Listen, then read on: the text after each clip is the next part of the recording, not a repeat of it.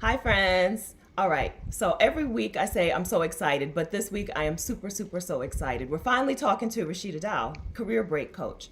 We have you know Rashida. We have talked back and forth, and you've seen her in chats, and I've talked about her on like every single video that I've done. But today she is talking to us. She is going to do some career break coaching for you. So say hi in the chat. Um, Ask your questions in the chat, whether you're watching live or if you're watching the replay. Ask your questions in the comments. Okay, today's video, a lot of my videos I know are about me talking about stuff. Today's video is getting your plan together. We are going to get your plan together. Okay, and already I'm messing up because I don't even have Rashida on the screen. So let's do that. Hello, Rashida. Welcome. I was making signals, waving at people, but nobody saw that. Nobody So, hey, saw. everybody. Sorry.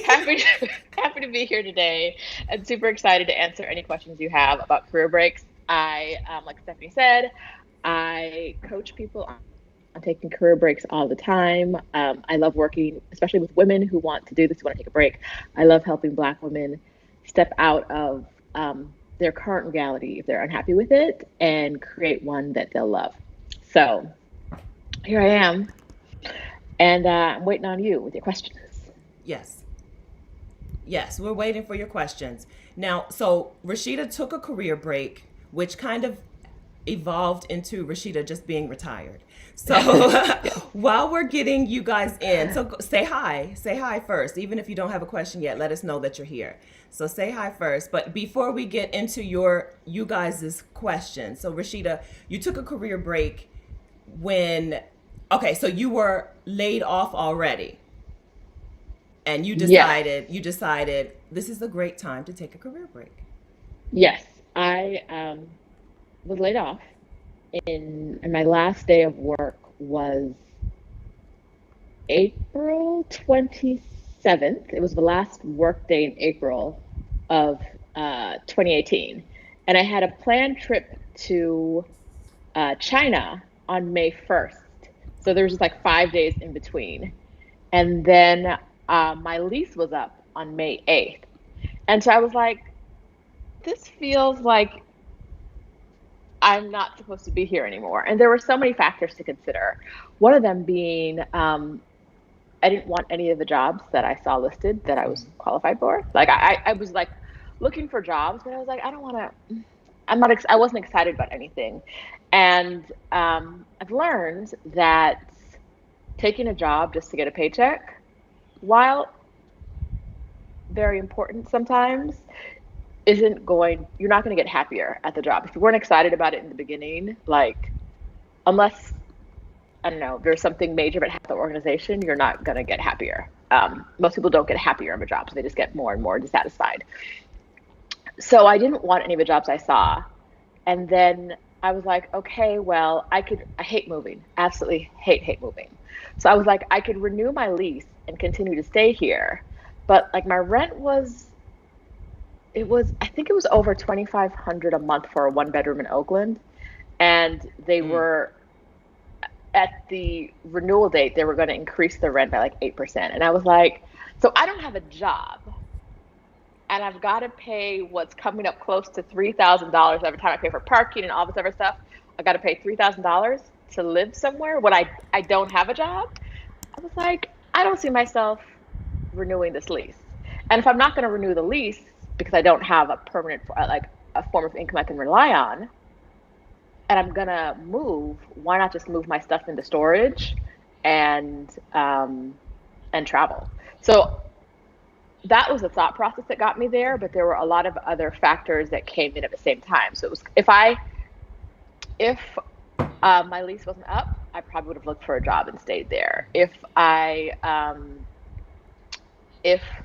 wasn't laid off, there's very little chance I would have quit a job to go travel the world. Like, I know that about myself. And so for me, the layoff was kind of a blessing because I really got to experience a lot of things I didn't before. So yeah, that's how I got there. That was the thought process. Yeah, a lot of people need like an extra push. because Yes. because you weren't happy. It's Yeah. not like you were like, "Oh, I'm No. so happy with this job and I'm so happy in this city and all that." No. But you still needed an extra No. push. We are talking because we don't want you guys to have to wait for that extra push. But if it comes, take advantage of it, right? Take advantage of Right. an advantage. Yeah. Um, so yeah, even with that extra push, I still talked myself out of going. I Yeah. was still like, well, what if instead, like I had the plan, I was like, I can do this, I can afford it, I can travel, I can go. And then I was like, but what if I didn't? What if I got another job Uh-huh. that I wasn't gonna love? Uh-huh. And I worked and I saved it for a year because this was like, I thought about it in like, I think the end of March, beginning, no, maybe like middle of March, I thought about it.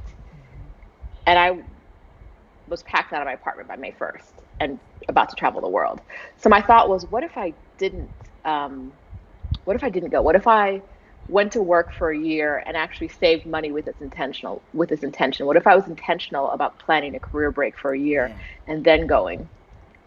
Which I love it when people do that. Like, be intentional Yes. and do it. But I was having this conversation with my therapist, and she was like, "But like, why not now? Like, name a reason." And I was like, "Cause I'm not ready." And she was like, "You're bullshitting yourself, basically." Like, if you're not going to go now when all the stars have aligned for you to go, it's on your heart and it's right there. It's accessible. If you don't go now, you'll never go. Yes. And I was like, "You're right. Like, this is my time. This is everything's lined up for me to go. If I don't go now, it'll never happen." That's And right. so, yeah, That's right. I Okay. left. Hi, friends. Hi, Jesse. Lovely day 6. Hey, Adelia's here. Picky Girl Travels the World, all the way from Hey, China. hey. I think Adelia finally has plans to leave China, if I read that post right. Finally, we're going to get out of China. Cherise, Taoist dancer, John. Letitia, I think Let John is Letitia. Hey, Letitia says she relates to, I think that's you, Letitia. If not, tell me.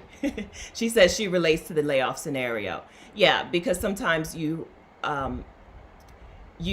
like, even when it looks like, oh, well, this would be the perfect time, you're still like, but what about? But, But what and about? for me, that was just the fear that creeped in. Yes. It wasn't like there was any reason for me to not go, but it was like I was looking for all the reasons to stay put because going was such an unknown. Because Uh-huh. traveling for a year was so unheard of for me Yeah. in my community. It was like, why would you do this when you could get a job? And that's, I think, part of it too, is we are so trained to work, Mm-hmm. right?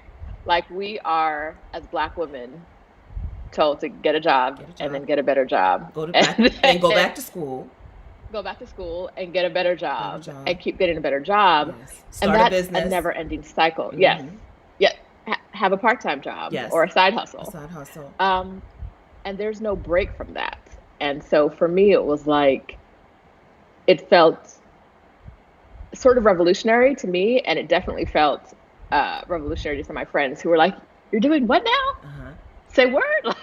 Like, um, because it gave me an opportunity to rest in a way that I'd never gotten rest before. Yes. So it's We were exciting. we were talking. So I had Frances Liss, who is a therapist and a coach on the channel, and or she did a nice meditation for us on the channel, or some affirmations. And I saw that she calls herself a thera coach because she's a therapist and a coach. And I was like, I want a title like that. So I thought I would call myself some kind of relaxation activist, or like a relax because that's all we want is to normalize free Yes. time.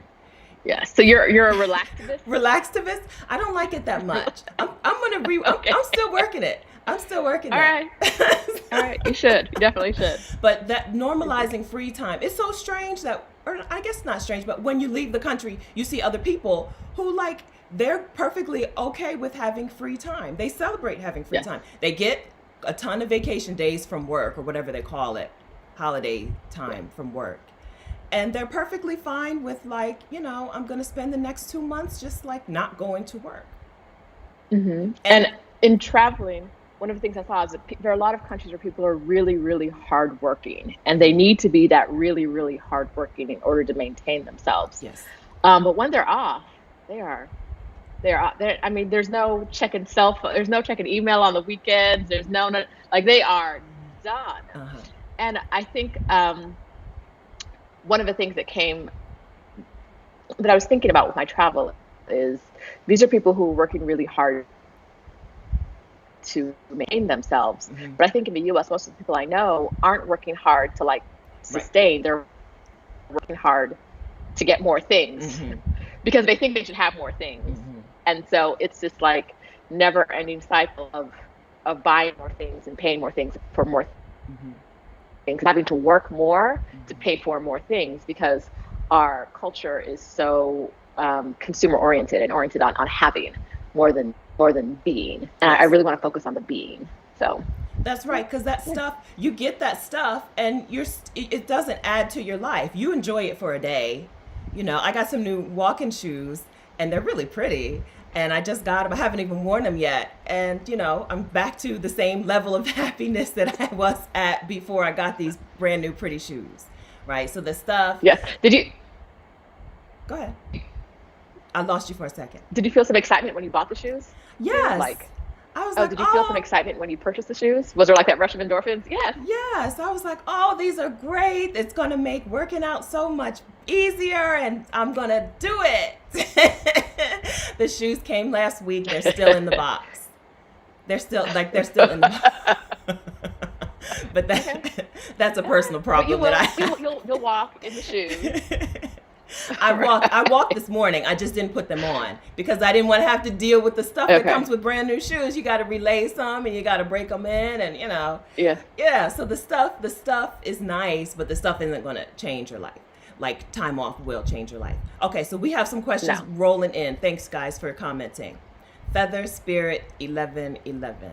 Hi, or one, I don't know what that is. Okay, she says the biggest issue to her is managing COVID crisis around living your travel dreams. This is problematic to me. So we're in it. So let's get started. So COVID is real. And it means that a lot of the world has said, no, thank you, don't come here, especially to those of us in the United States. And so the U.S. Go away. things will be like different for us for now, but that doesn't mean that we don't take our sabbaticals. Right. And I think that this is in my mind, and when I'm talking to people I coach, is I'm showing them that this doesn't mean you're not going to travel. It means you're going to have some time to plan your travels. And some people do only want to travel in the U.S. right now, which is a great opportunity because hopefully things won't get too expensive around if we're all stuck traveling domestically.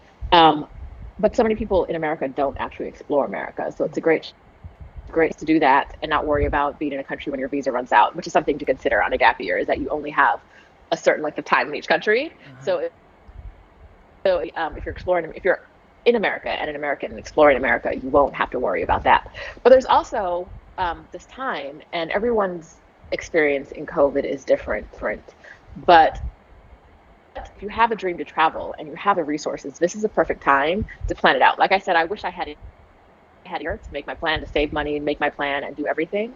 I didn't have that runway. You don't need that runway. But if you have it and you can and you want to travel abroad, but you don't want to go right now because of all the craziness, use this time to plan. Use this time to figure out what countries you want to go to. Use this time to save up money and look at budgets and pay off debt. This is like, it's not a blessing, but in a way it's an opportunity to really dig into not just departing, but departing intentionally and having a truly thought out experience of what you want to do in different places. Absolutely. This is a good time to get your plan together because we know that things will be opened up at some point. Someday we'll be able to go wherever. But this is the time when you can look at, do your research and save up some of that money that you were going to spend on your regular vacation and use that money for like your sabbatical, because you probably aren't going to, wherever you were going to go party, like New Orleans for Essence Festival. Now you have that Essence Festival money still in the bank. Yeah. So yes, and I like that you said that it's time to see the U.S. Like, say, you can take your sabbatical and stay right where you are, or you can take your sabbatical and go to like Southern California or something, or go to a beach in Florida. Maybe not Florida because they're having problems, but Yeah. you don't have, just because you're not going I'm in international. Florida. We're having problems. Yes, Florida's the weakest Yeah. link. I don't. Fun times. What I was also going to say is that I coached someone earlier this year, and she took time off just to be with her son. You know, she didn't want to travel anywhere. She just wanted to see if she could take a sabbatical and stay in place, because she didn't. Her job was getting to her enough that she didn't like who she was when she was with her son. She wasn't the happy mom that she envisioned. She was kind of like cranky all the time. And so she's taking time off through the summer just to be there for him. And they'll go on road trips here and there, but there's no big travel plans. It's simply like bonding time, because she won't get this age back, you know? That's right. Yeah, friends, your sabbatical doesn't have to be go, go, go. It can be stay. It can be stay and chill and do the stuff that you just don't have time to do. Hey, Tiffany. All right, Jesse, I'm planning a 1-year sabbatical to start next June. Currently interested in Central America, South America, and Southeast Asia. Should I stick with one region, or is it possible to go to multiple regions? Take it, Sheila. I love this question. Yes. I love it. I love this question. Okay, so I recommend that people slow travel when they're doing a sabbatical or a gap year. So if you're if you're taking a year off and you want to see 6 cities, it doesn't matter how many regions you go to, because it's 2 months at a time in each city, or some blend of that. But if you want to see 4 cities, which is what I did on my gap year, it would be better for you to stay in one region, so you weren't flying all over the globe, because that will wear you out. So the things to consider when you're considering what regions to go to are the expense of being in that region, the expense of traveling from one region to the next, and honestly, how tired this traveling is going to make you. And I think a lot of people underestimate how exhausting it is to be on a gap year by itself and then travel from place to place to place to place regularly. So you said, Jesse, that you were going to go to, like I said, you have 6 months. Say you have 6 months and you want to go. She's got a whole year. Go to 2 cities in South America, 2 cities in Central. You have a whole year? Mm-hmm. Yay! So you have a whole year, and you want to go to, like I said, 6 cities. Then definitely, I think that's doable. If you want to go, I wouldn't recommend going to too many, but 3 regions in the course of the year is totally doable. I think it's a great idea. It sure is. And especially if you can go to cheaper cities in those regions. Yeah, because you pick some regions that aren't necessarily expensive. Good choice. And if you can if you can stick in cheaper cities in those regions, I think you'll really have a great time on that. And you'll see a lot. Yes. So overbooking is a problem when people come to planning their gap year. I just want to remind you that this is not your last chance to travel. We plan our gap year. It's just normal. You plan your sabbatical like this is it. Yeah. I got to see everything. Everything. You will travel after this year is over. So you don't have to see it all. Yes. I underestimated how much I hated the actual travel days. I didn't realize how much I hate those days. Mm-hmm. The airports and the bus stations and the anxiety of, am I going to get there on time, even though I'm already 2 hours early? Like, I don't enjoy those actual days. Right. So if you're not into like travel days, cut down your number of destinations and just spend time where you are. You'll like it. You'll like staying in one place. When you get to a place that you really like, just stay. Stay as long as you feel like staying. So yes, 1 year is plenty of time. We both agree. 1 year is plenty of time to see 3 different regions, to go through Central, South America, and Southeast Asia. You can. You don't have to, because you'll take other trips after this. I promise you will. Yeah. Yes. Yes. And it's also important to remember that those travel days are going to take a day out of your experience, out of your unless you consider the airport and immigration an experience that you enjoy.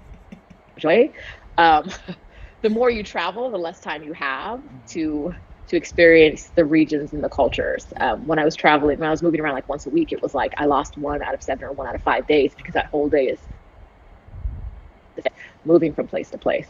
I recommend that you stay at least, for me, now that I've been to the experience, I recommend at least 2 weeks everywhere you go. Any city you go to, try to stay for at least 2 weeks. Yes. And see what it's like. Unless you hate it, don't stay anywhere you hate, or you don't feel safe. And if you hate it, or you don't feel safe. Find a new neighborhood in that city, or leave and go to a new city. Other than that, stick around and see what it's. That's right. I just dropped a link to Sheeta's video, how to select your sabbatical or digital nomad destinations. Go ahead and you can click on that link. It should open up in a new tab. So that video will be right there for you. More in-depth information on how to pick where you're going. Yes. But you have that is having a in case full you're year, not sure about where to go. Yeah, having a full year, Jesse, is an amazing amount of time. But you don't have to feel crammed. You don't have to like cram everything in. If that's what you feel like. If you feel like you want to go to these 3 different regions because this is your last chance, we're here to tell you it's not your last chance. But having said that, we both love Central America. We both love Southeast Asia. My experience with South America is and I went to all 3 of those regions. Yes. So so on my gap year, I went to all 3 regions. You can do it. You can do it. But if you, so I don't know. We said do what you want was our answer. You have a good plan, and we support your good plan. Is what we said. Yes. We support it. We support it. Yes, that's what we said. Yes, but so yes. Okay. So thanks, Jesse. All right, Sharice. Sharice says, I'm working to get more freedom, more free time, rest, relaxation, and joy. What do you mean by you're working to get those things though? Because you only get the free time and the relaxation when you block it out. Like you have to actually block out the time. It doesn't just fall in your lap. Most of the time, Sheeta did get laid off, so it might happen. But you have to block it out. Tell them that. And even then, she almost didn't take advantage of it. Like, it's easy for that, I didn't, to let it pass you by. So it only happens when you plan it, when you intentionally plan it, which is what Rashida was saying. This time when borders are closed is still a good time to get to planning, because the perfect time isn't going to happen. Is planning, as far as I know. Yes, she is. Yeah. Yes. Tiffany, I came in at the right time. Hi, Tiffany. Yes, Letitia, travel experiences last longer than the things that you would buy, if you weren't traveling. Absolutely. I mean, the things, I'm not bashing things. I sold some of my things to be able to travel. Love things. Yeah, I love things, but I don't want to work in a way that makes me unhappy in order to get things. Now that's the line in the sand I've drawn from my own life, is that I love things, I want things. I am no longer willing to work the way I was working before for things. So that's right, because it will drive you bonkers. Exhaustion, it has become like the norm, but it's not the norm. Like, we're not supposed to live in the exhaustion stage for 40, 50 years. Mm-hmm. Like, it's not supposed to be the norm. But we've come to accept it as the norm. And we're here to tell you that you don't have to. You can reject that. Simulation 1. All right, hi. I'm trying to save for 6 months so I can take some time off from the medical field. I'm burnout.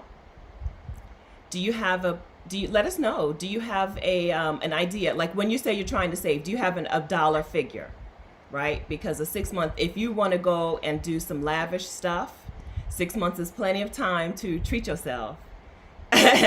So how are you planning, or how are you trying to figure out how much to save? Let us know how you're deciding what dollar figure will tell you, okay, now I can go. So yeah, tell us your dollar figure, and also tell us like what what you would normally spend on a 1 week vacation. I think that's helpful. So like what you would normally spend on a 1 week vacation. Are you like I'm spending $500 and that's it, or are you like ball out like 5K? Like let us know what kind of level of luxury you look for in your vacations, because that, and like in your everyday life, that really helps us figure out budgeting things. Because when you're traveling, if you are used to 5-star hotels, you're not gonna want to stay in some places. Yes.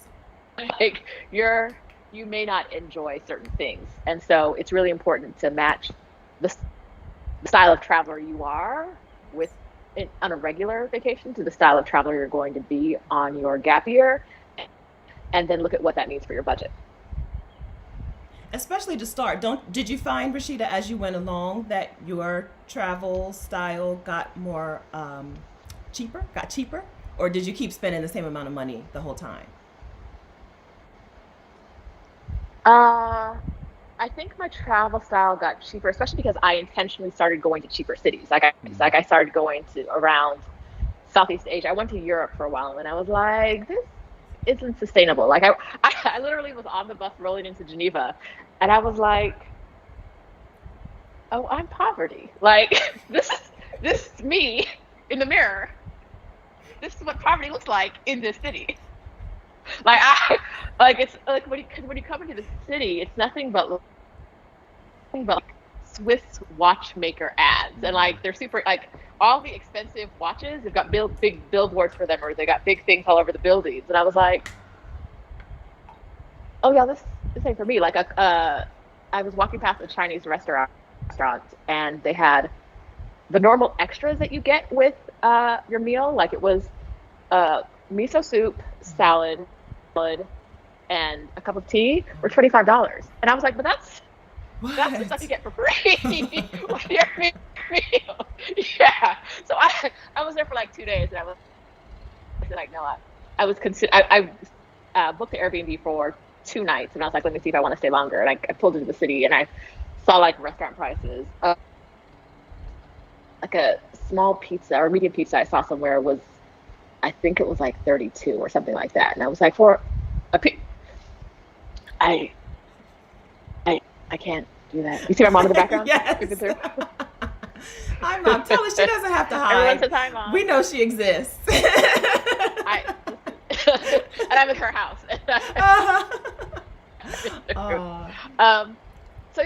So if I got cheaper by being more intentional about the cities I chose. I reduced my budget like that. I had a bad experience with Airbnb. In the middle, it wasn't like in the city, but it was an owner that turned me off of Airbnb for a while, and so I started staying in hotels for a while. Now that messed my budget up a little bit, but it was once I got back out of that mindset, but like, oh, it's okay. Airbnb is really going to help my budget as opposed to being in these hotels. And I got back in there, and I was staying in cheaper cities. I definitely started spending less towards the end than I did at the beginning. Also, towards the end, I stayed longer in each location I went to, and that's going to cut down your costs. Absolutely. That will definitely cut down your costs. You can rent places for longer, you can get a discount, and it really works. Yes. I started in hostels, and got even starting in dorm rooms in hostels, my like tastes got cheaper and cheaper. Like I actually stayed in a place because the town was beautiful in the Philippines, and the day tours were the most amazing day tours I've ever been on. But I stayed in a place in the Philippines that did not have a shower.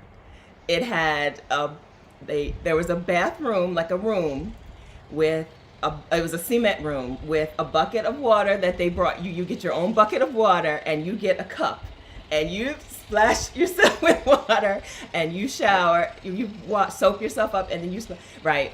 So in the beginning, like the first week of gap year time, that would have never happened. I would never have stayed there. But as time went along, I like the things that I needed started to fall away. Like I don't actually need a shower. It turns out I would rather stay in a place without a shower than go to work. That was my trade-off. It was like either I So, go back home and if go to anyone watches work. 90 Day Fiance, Uh-huh. yeah. If anyone watches 90 Day Fiance, it's like the shower that what's his name? I can't remember his name. Was doing in the Philippines with the whole family. Ed. My mom just whispered to me, Ed, big Ed, showering, and there was a rat in there. Now I spent a couple years of my life living in Jamaica, where I didn't have indoor plumbing, and I didn't have a like no shower. Mom again. Tell her she can walk. Tell her we said um, hi. Everyone says hi. And then we had an outhouse. There was no plumbing. Uh-huh. I won't be doing that again. Like, No. I have to make a conscious choice that my level of travel includes quality indoor plumbing with hot water and high pressure. Like that. That's my like, because I've lived without it for years, and mom ain't doing that again. Like, I just know. I just not interested. I'm not encouraging people. I'm not saying Even camping. I'm like, yeah. yeah. I'm not saying, that this will happen to everyone. I'm just saying that the things that you start out thinking that you need, some of those things will fall Yeah. away. No matter, on any level, whether you're starting Yeah. out with a bigger budget or a tiny budget, even still, some of those things will fall away. As Rashida knows, I pooped in a trash can in Australia for 2 weeks because they didn't have a toilet. Nope. So it wasn't that Stephanie has bad. a video about this, and I keep telling every time I see the thumbnail of it, I'm like, because YouTube keeps recommending it for me. I'm like, I'm not watching this video. I'm not watching the video about her talking about pooping in the trash. I refuse. I'm trying to tell you. I refuse to watch wasn't- this video. It wasn't that And bad. she keeps saying it's not that bad. I don't. Okay, No. we'll move on. So Jessie says, thank you so much. She's going to take it slow because the travel days won't be her favorite. Yeah, there won't be your favorite part of the trip. So minimize them as best you can. Yeah, those travel days, ugh, you forget, that you're going to have to deal with that the whole time. All right, so Sharice. Wants to... And I would, go ahead. before you go there, I want to add to that. A lot of us come home from regular vacations exhausted, right? Like, you come home and you're like, oh, I need a day off after my vacation. And a lot of that has to do with not just the experiences that you jam packed into your time, fair, but a lot of it also has to do with the travel day and the stress, the waiting in line and all the people and the passports and the people looking and examining you and all that stuff. It's not to say to do that regularly and also rest. Like, the travel day is the opposite of rest. And if you're seeking rest, like, that travel day really takes it out of you. That's right. Defeats the purpose. That's right. Sharice wants to know, okay, so what are the main considerations that we have that impact our future travel plans during COVID-19? So let me tell you, I am sticking to the U.S. probably all year. And not only because that's my plan, but that's every country's plan for me. The world has determined that I will stay in the U.S. I'm still house sitting. I start a house sit in July, down in New Orleans. So I would like to hit a couple of different places in the U.S., but it will be U.S. My travel will be U.S. based through this year. I don't know. So I totally underestimated, and Sharice, I think you know this. I totally underestimated what would happen with COVID-19. So I can't. I'm horrible at predicting the future. I think I can see the future, and I always get it wrong. So I don't know when I'll be able to go back and out and about in the world. But I know that most of my house sitter friends are house sitting in their country. Back to house sitting just domestically, because people are still moving about for various reasons. People who travel for work are still traveling for work. People who want to take a summer vacation are doing it, locally. They're doing road trips and stuff. So I will still be moving around. And I have no idea when to expect to be able to get out of the country.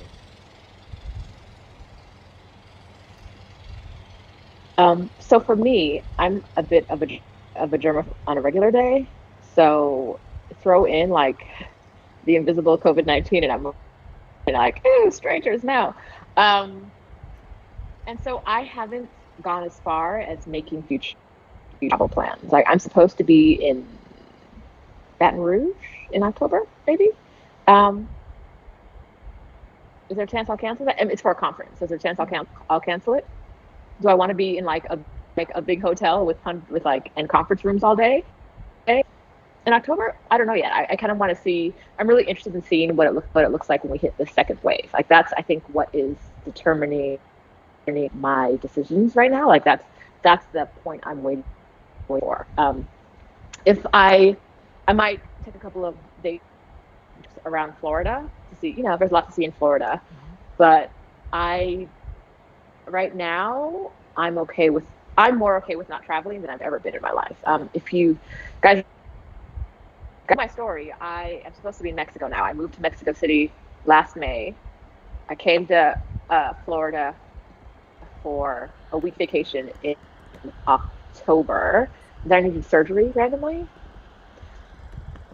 And so I was healing from October to March. I could finally walk without pain in March, and then COVID hit. So now it's like, when can I travel again? I've been asking myself that question since October 1st. Yeah. When I got here, and I realized something was wrong with my knee. So I've been asking myself, when can I go again? When can I go? When can I leave? I have a full apartment full of stuff in Mexico City, which is now packed away in a storage unit. A friend did that for me. But I don't live in Florida, but I've been here for 9 months. I can't. I don't even know how many at this point. And it's a long time. And so eventually I've gotten to the point, now that COVID hit after my rehabilitation, I'm not asking myself the question anymore of what travel looks like or when I'll be able to. I'm being here now and every day. Do I want to be back in Mexico City? Yes. Do I want to be traveling the world? Yes. When will it happen? I don't know. Like at this point, I'm like, if I don't go anywhere else before the end of the year, I'm not going. Like, it's for me, it's been like 9 months of me asking the question, like, when can I go? Oh, where can I go? And then making plans and then not being able to do them. Yeah. So I'm personally at the wait and see see if there's like a rebound in stats, see if things get worse or better, and then make plans after. Yes. Exactly. So I dropped the link to Sheeta's Instagram in the chat. She's Sheeta D. Really easy. You'll find her. Her Instagram is wonderful. She's my favorite, one of my favorite one of my favorite people to follow. You know how you follow people whose pictures are amazing, but you just don't really like them. You know what? Is it just me?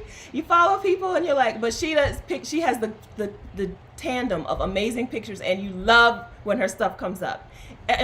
Do you have this, Rashida, where you're like, oh my gosh, her pictures are amazing, but I don't, whatever, But with Rashida, I follow some I follow some people just because their pictures are amazing and I want to see their amazing pictures, but I know better than to read their captions, especially if it's always like one line, like people who always do like one line captions, like thinking of a master plan, or like seeing what like where the caption says nothing, but it's like one line, but they can kind of relate to the picture. Mm-hmm. Okay, yeah. Like I know not to waste my time here. I do, and I have to unfollow, because I find myself kind of like hate following some people, and then I'm like, this is not who I am. I don't want to do that kind of thing. So I always tell people, when you're trying to plan something, follow people who are already doing that thing. So Rashida is a person that you should follow if you want to take a sabbatical, because she's already taken the sabbatical. She's already moved to another country. She's back here coaching. So she's the person that you should follow, because she's going to make you feel good about it. I say follow people who make you feel good, and unfollow the people who make you feel like, oh, I'm not doing right, So follow Rashida. All that was to say follow Rashida. And but I really do. One of the things. Go ahead. We have a delay. Go ahead. Oh, I was going to say that one of the things that comes up is that I really want people to know how accessible it is to take a gap year. Like, a lot of people feel like there are a lot of high barriers, and there are some barriers, but Stephanie talks to people about this all the time. I talk to people about this all the time. I coach them through it.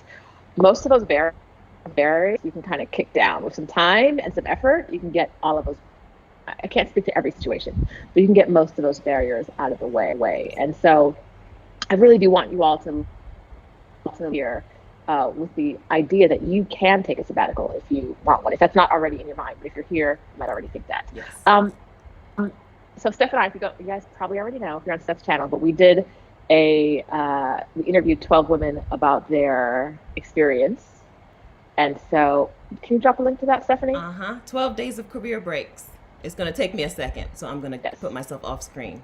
Okay, go ahead. And yeah, they're all women who took a career break. And if you watch their videos, they'll definitely answer questions you didn't think you had. And that's one of the reasons I really like that series. All right, I'll take the next question while you're doing that, Steph. Okay. I forgot you could see them. Jessie Lynn, thank you, lady, so much. I'm looking like everybody else. I'm looking at the regular YouTube. Thank you. Thank you much. I'm going to take it slow because I'm sure moving around travel days will be my favorite. Great advice. Yes, we already talked about that. Tiffany says her lease is up in September, but she wants to travel next January. So I think for me, this is where a hard decision comes in. Like, can you go? Will the people you're leasing from allow you to go month to month? If not, can you stay with someone else? Well, do you have anywhere else you can stay, move into? It may be a sacrifice for months, but is it better than getting back into a new lease? I would say yes, but I'm not in your situation. Can you rent something long term, like Airbnb long term? Maybe get a discount on the nightly rates, and still be ready to go when you want to travel. So it's almost impossible to get all of those things that you have ties to like line up at the right time. Like your lease is always going to be up at a time it's not convenient for you. Get it? So it gets to the point of how can I be flexible enough to still hold on to the dream and like live through these months where something ideal isn't happening. So that would be my recommendation, is to figure out. My first thought would be move in with someone if you can. If not, rent someplace temporarily, or just go month to month. I dropped the link to the 12 interviews, the 12 days of career breaks. That playlist is now in the chat. Jamie, who we talked to, Jamie Barnes, her mom moved into her place. So her mom's lease happened to be up at the right time. So her mom moved into her place while Jamie was traveling. We had another question about housing too. Yeah. Saren Mayo, hello. I was wondering if long-term travelers keep their apartment/house and rent it out while they're on sabbatical, or do they have some other arrangements in place to ease back to the U.S.? All of the above? So I was after thinking of Jamie as well. I saw the comment and I thought of Jamie, who had someone move in. A lot of people who own houses do rent them out. I think one thing to consider, and it's something Stephanie did right and I did wrong when I left, is to consider how much you want to come back into the life you're leaving. Like when I left, I gave up my apartment, but I put everything I owned in storage in the Bay Area. And if you know anything about Bay Area rental prices, Bay Area storage prices aren't far behind. It's crazy. I'm still getting a bill for it every month because I wanted to go back and take things out, but I can't because of my knee, and now I'm not going there because of COVID. But I thought I would come back and move back into the Bay Area and move all the stuff out of storage back into a new apartment, because I didn't really think about whether this was the life I wanted. I assumed I would come back into that life because it was the life I had. I would have been much better off selling as many things as possible and having a friend keep like my keepsakes, which is what a lot of people do. Like the other day, a friend called me, my friend who has a key to the storage place, and was like, "Do you want your bed, or can my sister have it?" And I was like, I kept the bed because the mattress is heaven. I love the bed. I love the bed frame. I love all of it. But I was like, and I didn't sell it because I wanted it. But now I'm like, let's go ahead and take it. Like that's one less thing in the storage unit for me to figure out. when I get back to the bed, when I can finally go through it. So instead of selling the bed when I left and getting more money to travel, I have now paid for storage for the bed Mm-hmm. for 2 years, and now I've given it away. If you, unless you know that you have to come back to the same city and you want the same lifestyle, I would say get rid of as many things as you can before you go, and don't be attached to the house or the apartment or any type of thing that you had before you leave. Mm-hmm. So Yeah.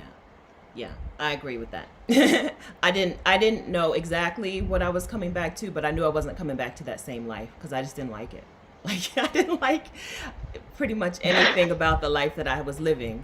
So I knew, even though I knew I only had enough money to travel for these, for 12 months, I knew when I came back I wasn't going to do the same thing. I'm not going back into the same house. I'm not going back in, I didn't even know if I was going to come back to the same city. So I got rid of, like, I liquidated everything, and so that it was much easier to start over. Because a lot of women, a lot of times, the sabbatical leads to an overhaul, even if you don't think it's going to. It mm-hmm. it a lot of times it does. Sometimes not. I mean, sometimes it's just rest, and you just come Yeah. back, and you're happy with happy walking back into the same stuff. And sometimes you're like, everything must go. I don't know how you can tell ahead of time, really. I knew And because I was like at the end of my no. rope. So so I always tell people to make a reentry plan, but don't make it until you're halfway through your Mm. journey. Or if you need to make one when you're leaving, make one, but don't hold onto it so tightly. Recognize that it's probably going to change. So about 6 months into it, I knew I wasn't going to be paying Bay Area rent again. Like, unless, like, a 30-year-old sugar daddy fell from the sky. Like, I wasn't interested in, like, uh, doing that again, because I didn't want to go back into a place where I was working just to pay the rent and buy the things.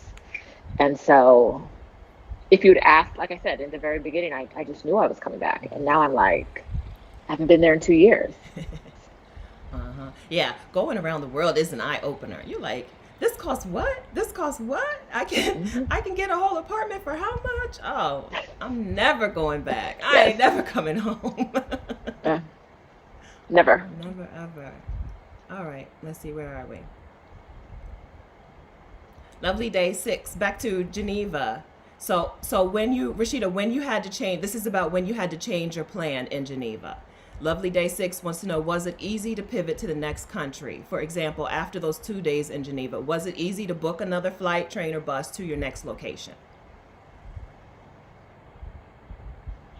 It was really easy, and one of the reasons is because Europe has really great bus systems and really great train systems. Good flight, well, but I wasn't going to get a flight that quickly if I wanted to pivot in the moment. But I mean, I could. I'd have to pay for it though, and trying to save money.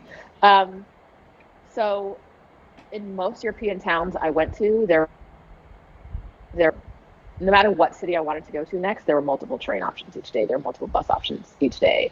And so there was never a moment where I was like, I want to go somewhere and I don't know where to go. And the way I travel is typically when I get to a new city, if I'm going to get there anywhere close to sunset, I stay in a hotel that first night because I don't like going to a new Airbnb at dusk or dark. If I can't see it in the daytime and I can't see the neighborhood in the daytime, I'm not staying there.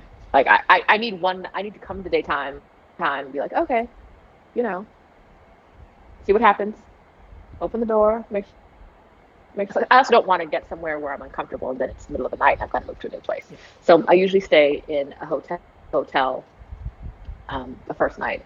And so pivoting wasn't really that hard. Yeah. And pivoting is something that I really encourage people, recognizing that like you've come to a place and even if you've sunk money into this experience, being able to say, nah, this ain't for me. And like figure out the money later. Like if where you are isn't up to standards that you could with, or it's not, you don't feel safe, get out, find somewhere else to go and do something else. Like, don't be afraid to say that this is for me, because most places you'll be able to have some kind of accommodation, whether that is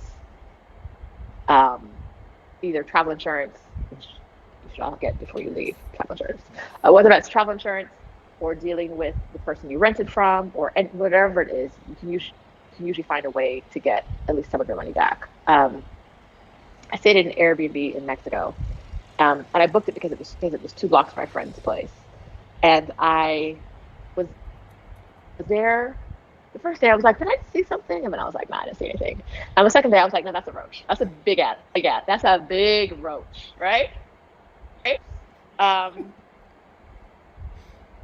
So I immediately packed my bags. I sent my friend a text. I was like, I'm coming to sleep on your couch. Packed my bags and went and took photos. And I messaged the guy from Airbnb, from the owner, and he was like, so what? It's Mexico. There are roaches. He's like, there's always roaches. Mm-hmm. They're not.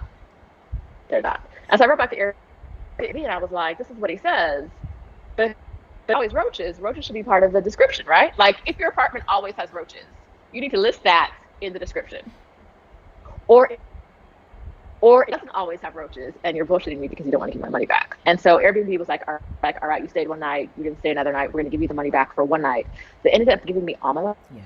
All my money. I don't know how it happened, but you know what I mean? Like, in the moment when I saw the roach, I was time to go. I'll figure out the money later, because it was like a family size roach. It was, I don't know what was going on. They're grande. They are grande down there. It's a little painful. Yeah. Yeah. Yes, but they are not in every place you stay. No. But moving from place to place last minute is pretty easy, unless you're traveling at like a high season, not like the week of Christmas and New Year's. You know, those weeks things are more expensive and it's harder to find. But for the most part, last minute changes, last minute booking of flights and trains, no big deal.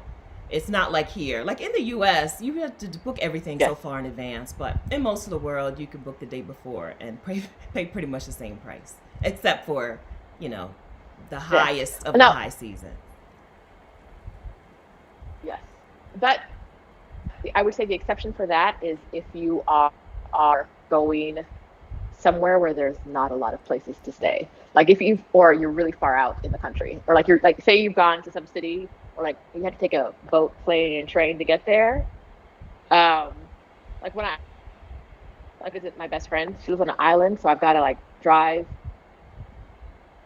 coming into the airport to Vancouver, and then either get a taxi to the ferry terminal, take a ferry, and then they pick me up, or I've got to take one of those like little seaplanes where you can only take like a 20-pound bag with you and fly over. If we have a falling out, I'm staying at her place until it's time for me to go, until my regular travel time, because it's a tiny, no one's doing things there, and it takes me like 7 mules and 2 trains to get back home. Like, I'm there. So hopefully you won't. We've never had a falling out in 20 years, so don't worry about that. But you've got to figure out how far away from like civilization you're willing to go. Traveling solo, definitely have my limits on that, but there are so many cities you can see that are popular, and you don't always have to go like far into the outback. So I would say don't worry about that. You'll always be able to find an alternative to where you are. Mm-hmm. Absolutely. Tiffany wants to know about Mexico. She said she wants to expat to Mexico. How is it, and what advice would you give? So, like, tell us about your process of picking Mexico and Mexico City, and how'd you like it there? Okay. So I want to say something, but I also want Picky Travels the World, who is here right now, Adelia, to comment about her Mexico experience too. Says I met her in Mexico chasing pie. We're on a pie hunt, or she joined me on a pie hunt. Anyway, I had been to Mexico City a few times, maybe twice before I went during my gap year. And then I went twice during my gap year. I went once because just because I was in Mexico. It's where I started my journey. And then a friend of mine wanted to meet me somewhere, but she didn't have a lot of vacation days. So we were like, why not go back to Mexico City? And when I went to Mexico City the second time with her, so that was probably my fourth time there. Within 15 minutes of our first walk around, I was like, why don't I live here? Mm-hmm. Why? Like, I love this place. Like, why don't I live in the city? And she was like, well, why don't you? Like, what? So for me, it almost feels like Mexico chose me. Mexico City.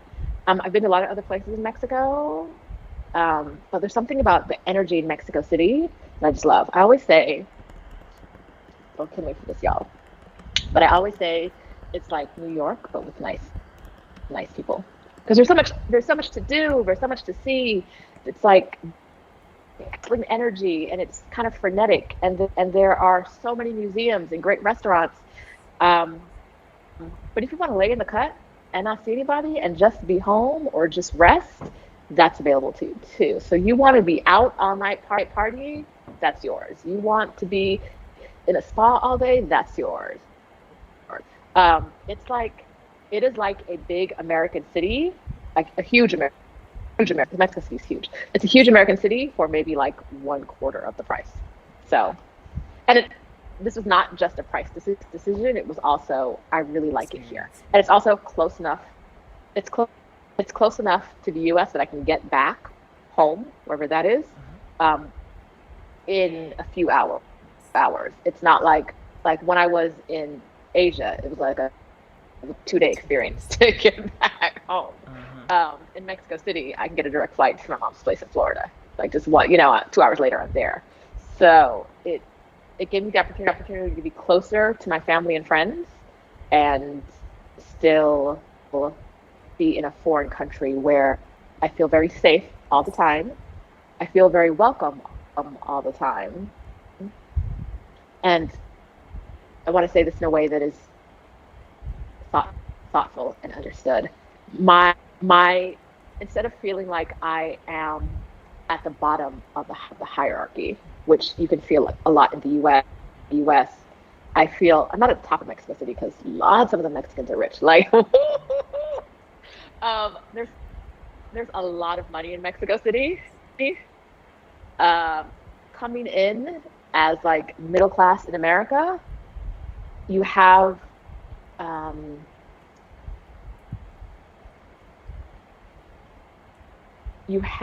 some, what is the word I'm looking for? You have some options and some benefits that aren't necessarily available to you in the U.S. Like, Mexican police are everywhere. There's so many of them. But I never feel unsafe when I'm like interacting with them or coming upon them. I never feel like whatever's happening, I could be considered part of the problem, because I really just most people just kind of look at you and they're like, oh, she don't go here. Yeah. That's right.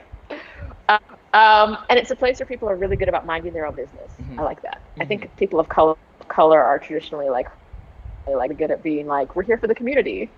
But if that's not us, like no one's gonna, call the cops on you because of X or Y. People are just like, you're living your life, I'm living my life. If it doesn't bother me, like we're doing our own thing. And so I know a lot of my friends really like the beach towns in Mexico. I wasn't ready for that heat all the time. Like it gets a little sweltering.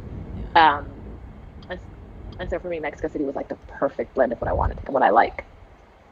Yes, Adelia says, and the weather in Mexico City is great too. She said she totally agrees with you, Sheeta. I dropped a link to Adelia's live chat. I talked with Adelia here a couple of weeks ago, and we talked about her being a Black woman in China now and how she got permanent residency in Mexico. So check out that video, guys. She's got permanent residency in Mexico. I want to stress that. Like, she's not just there visiting on tourist visas, which is what I do. She is now a permanent resident in Mexico. So if things pop off and she's got to get somewhere, she can get into Mexico. Yeah, Mexico is a fantastic choice. Everyone, whether you're a beach person or you're a city person or you're like a forest and trees person, I can't picture someone not liking Mexico. It's the full total package. Total package. Not every city is going to be the city for you. Right. Keep that in mind. Right. Because it's people underestimate how large Mexico is a large country. It's bigger than you think. Yeah. And so it's bigger than you think. And you've got to find the region, the place that's right for you. But you can definitely find a place you love there. Yes. And a place that's much cheaper to live in than the U.S. Absolutely. That's why it always. Saren says, "I love these lives. Mexico pops up time and time again." I'm telling you, it's at the top of people's list for a reason. It's perfect. Like, it's perfect. There's, whatever you're looking for, whatever type of lifestyle you want to live, you can live it in Mexico. I found an enclave. I don't know if that's the right word. Enclave of Black women from the U.S. just kicking up their heels in the Lake Chapala area in Mexico. And I was like, how did y'all get here? What are you doing here? Living their lives, living their dreams. Somebody asked Rashida in a live stream she did the other day, what did she do do you remember this? Somebody said, "But Rashida, what did you do during your sabbatical?" Yes. And do you remember what you said? I don't remember exactly. I think you have a better. She said, "What did you do during your sabbatical?" And Sheeta said, "I lived." I was like, yes. She's like, "Girl, I lived." I lived, I chilled. I did whatever I want. Like, literally, I just the thing about the sabbatical, and we talked about that on the live stream, was that you can do whatever you want to do. You can also do nothing if that's what you want to do. It's waking up each day and knowing the full control of your day. You don't have to go to that job you don't want to go to. You don't have to talk to your neighbors. You don't like your neighbors. Move. Like, literally, if you're doing it right, I don't want to place any judgment. Right is going to depend on what you want, of course. But if you're doing it, you can move. Maybe not at a time. Maybe you're staying here for a week, but a week's not bad when you don't like your neighbors. A year in a lease is not great when you don't like your neighbors. That's typically how we live in the U.S. Like, that's, we get bogged down into these situations, and then we're there, and if something changes like it, we're still there. The sabbatical taught me that if I don't like something, I can find a way to change it. Like, if I don't like the city I'm in, I can change it. If I don't like the apartment I'm in, I can change it. If I don't like the country I'm in, it's time to go. Exactly right. That's exactly right. So you leave thinking that you're just doing the travel thing. You think you're leaving just to travel, and then you get to see every single aspect of your life. You get to evaluate every single aspect of your life, and how does this fit in with what I really value? How does my life align with my values? How does every single thing? How does the way I spend my money? How does the way I interact with my family?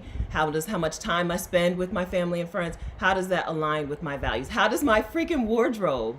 But I don't dress the same. I don't.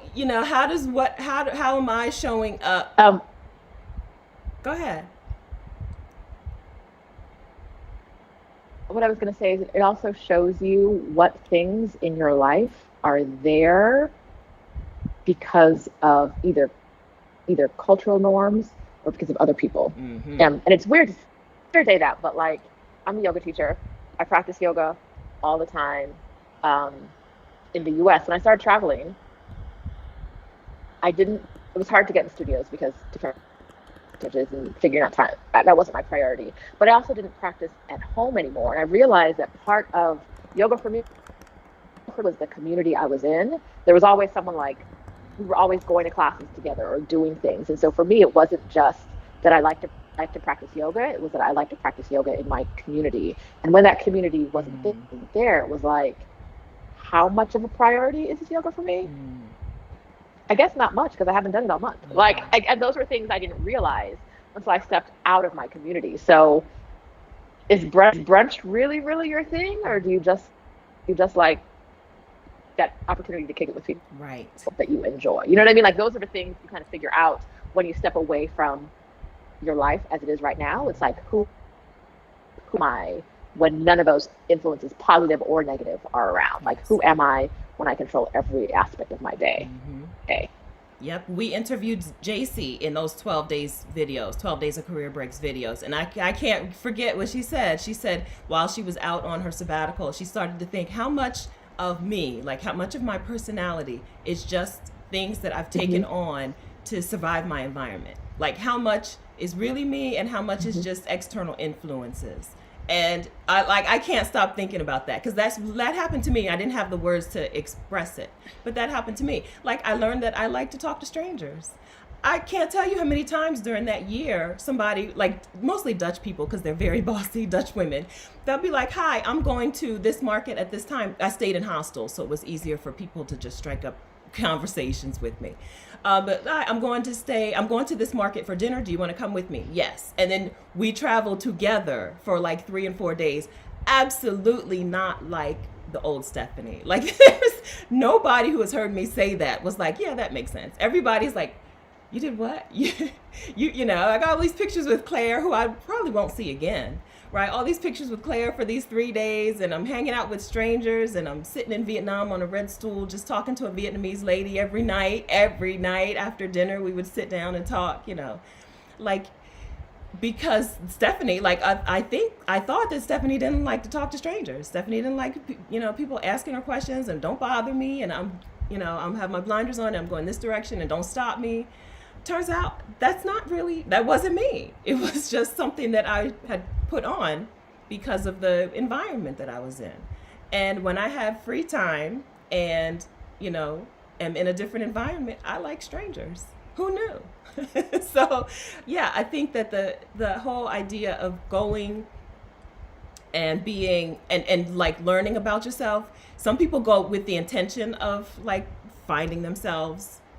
I didn't go with that intention, but that's what happened. Like, that's what happened.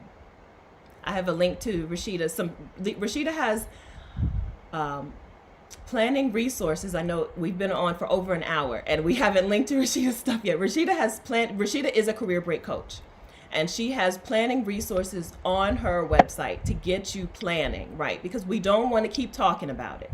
Even though we're in this middle of COVID-19, this doesn't mean that you just forget the whole thing. You're on this channel, you're watching this live stream because this is something that's talking, it speaks to you. So we want to get you going. Whether this means you're going to take a sabbatical and stay in the US, or you're going to take an international sabbatical and you're just going to wait a little while. It's time to get your plan in motion and not just keep dreaming about it, not just keep saying someday, or that would be so nice, or I would love to do that. Because it's not going to happen if you don't take some steps. And the steps are simpler and easier than you think they are, right, Rashida? It's a big deal. It's a big project. Yeah. It's a big project. But it's not. Everything that comes up. Yeah. Sorry, we have a delay. I'm having a thunderstorm right now, so my internet is even worse than it normally is. But yeah, it's a big deal, no. But it's not undoable.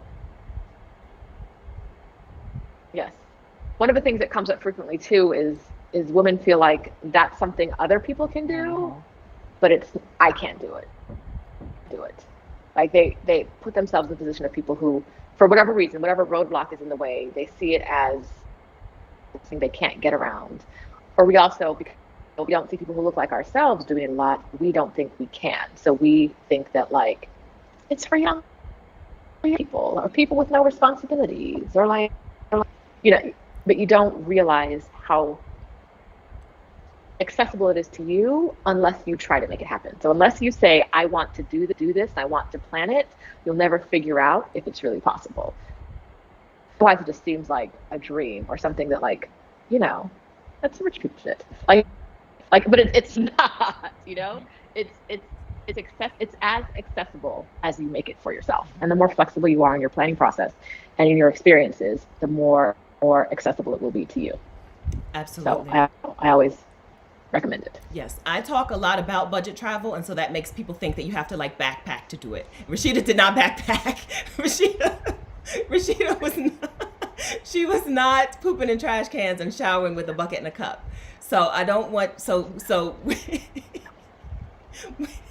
we're here to tell you, however you want to do it, you can do it. Like you can set this plan in motion, but I don't want you to leave here today this in the same spot planning that you were in when we started this live stream. Before this live stream ends, I want you to have something that I want you to know what your next step is. Okay. So ask a question.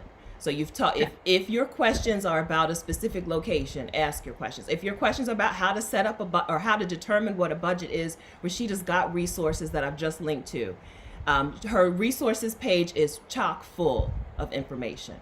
So it's sheetasontheloose.com/discover. I've linked to that in the chat, and I will put it in the description for you guys who are watching the replay. I can't say this enough. Don't leave this live stream in the same boat that you were in when you got here. I want you to leave this live stream with something that you know you can work towards. You know what your next step is. I want you to know what your next step is.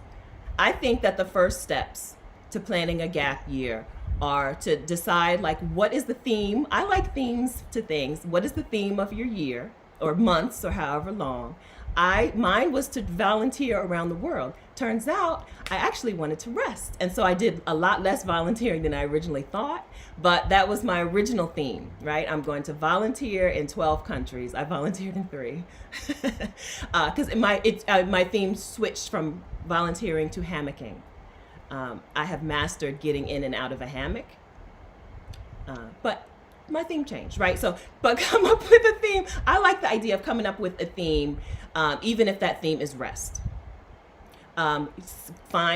Associate your gap year go date or your sabbatical leave date with something significant. It could be your 40th birthday or your 43rd birthday. It could be Cape Town International Jazz Fest, which I recommend. So next year, if 2021 is your go date and you like live music and partying with people, look for the date of 2021 Cape Town International Jazz Fest. It's not all jazz, but find something. If you're a runner, Monique is a runner. If you're a runner and you want to do an international marathon, find a marathon that looks beautiful.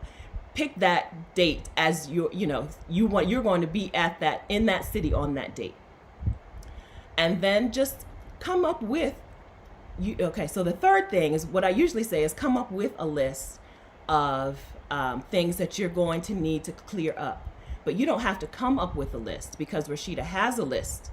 She's got a checklist. Go to her resources page. I'm not kidding. Open up a new tab and go to her resources page. She's got a checklist of the things that you're going to need to get figured out before you go.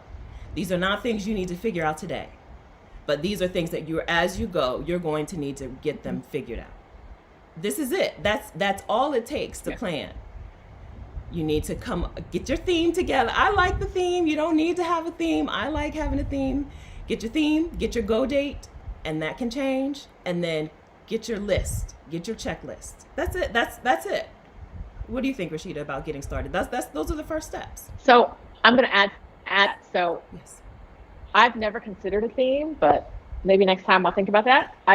I encourage flexibility. So like Stephanie said, don't get if you pick a theme, don't get so tied to the theme that when you realize what you want to do, you still stick with it. Yes. If you decide you want to volunteer and then you want to rest, go rest. Yes. No one needs to know about the volunteering. It's fine. It's fine. You've changed your mind.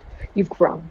But what I like to tell people to do is, like Stephanie said, get your date, figure out your date, tie something, and tying it to something else external is really good. I tied mine to I left the Bay Area on the day after my 39th birthday, and I left the U.S. time to get to my friend's birthday party. I think her 41st birthday party in Mexico. So it was like I was dates without even knowing it, without thinking it through. And then so pick a date, I like to do this on a piece of paper. It's a little exercise I recommend. Write your date in the middle. Write all the things you have to do before you leave. You can think of. Brainstorm on top of the list, and then write all the things you want to do when you're traveling below your list. And then really sit with that piece of paper and see how it feels. Like, do you see this and you're excited, or do you see this and you're like, shit. Like, if your response is an excitement, figure out what would change that. Is it changing the things below the date? So changing the activities you would do. Is it changing the date so you have more time to do the things at the top of the list? Like, that's something I think that's useful for people who are trying to figure out like what this gap year could look like. As an initial sort of brainstorming step, is to see like, what are the things that are in my way, and what do I have to look forward to if I make this happen? And so, that's my recommendation for you guys. Yes. Okay, there I am. Yes, that's a great activity. You'll be surprised once you get something on paper how less daunting the idea seems. It's just, it's like a miracle.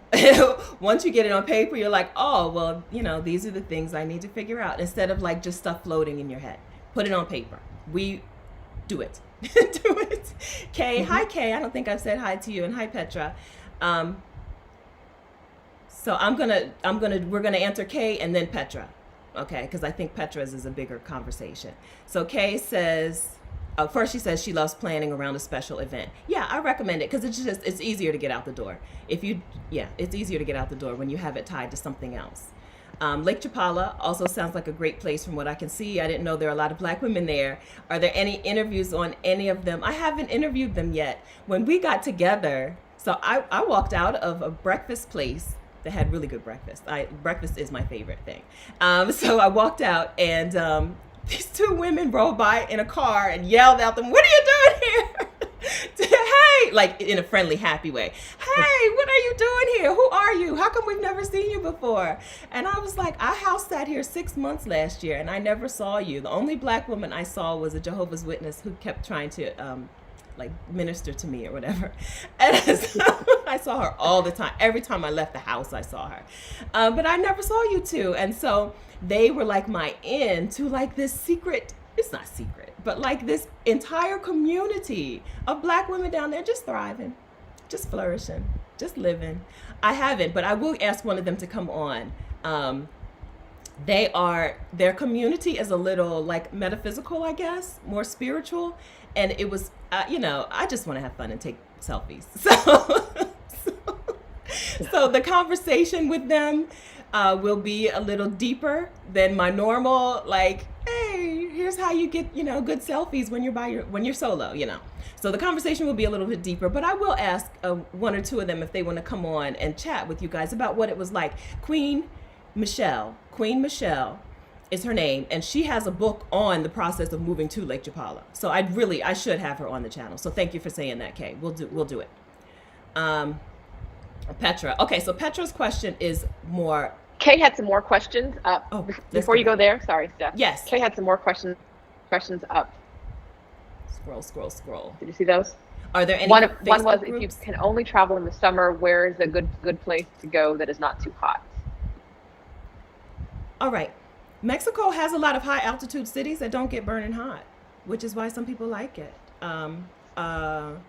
Mexico City doesn't get Mexico City's hot. like that. It doesn't get very hot in the summer. And the Guadalajara, Lake Chapala region is high altitude. Yeah,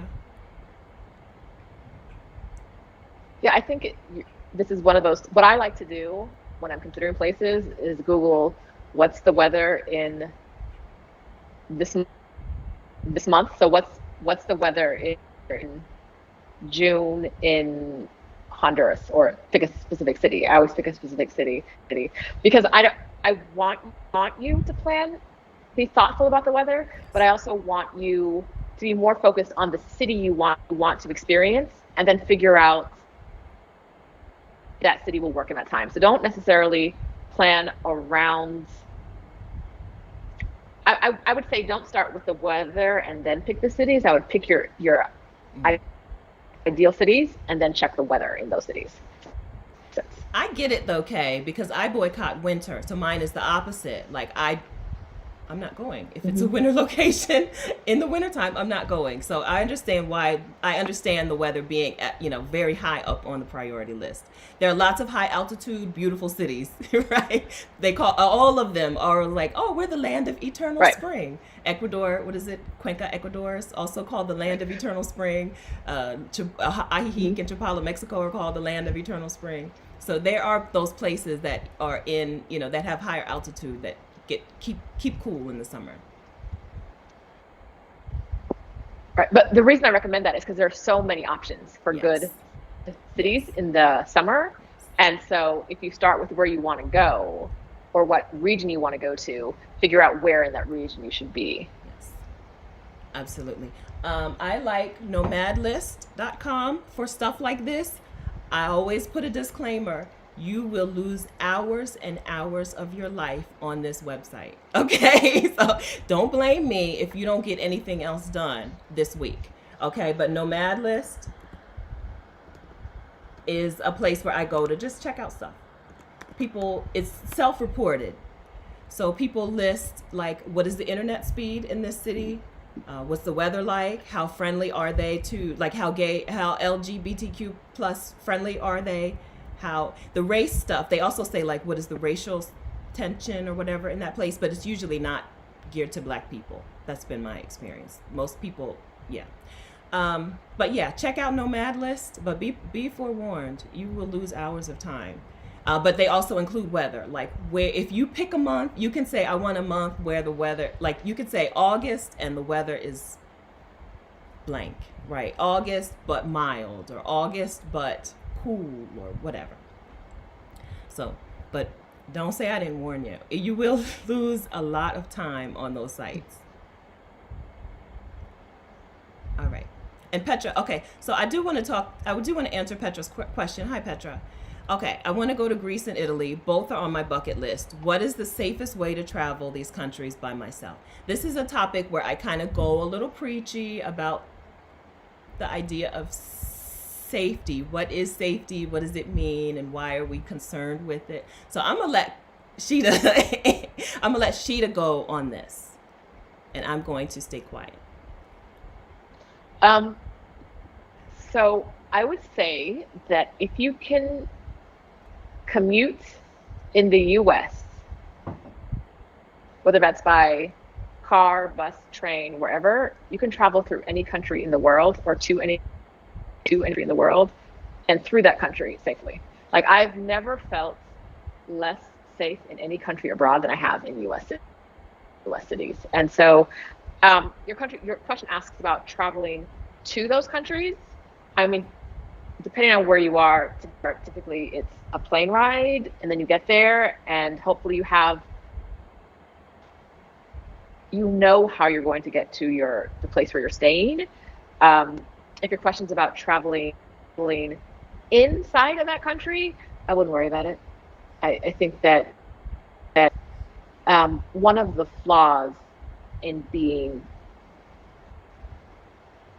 I don't want to say being American, but one of our flaws in Western society is that we always think we're better than everyone else, no matter, even if like the facts are like in our face that we're not. Even when the facts are staring us in the face, we still worry about the other places because they're not going to be as safe as something as they are, as what we're used to. And I have found that not to be the case globally. Like, um, I've been to Italy. I have not been to Greece, so I can't speak to Greece.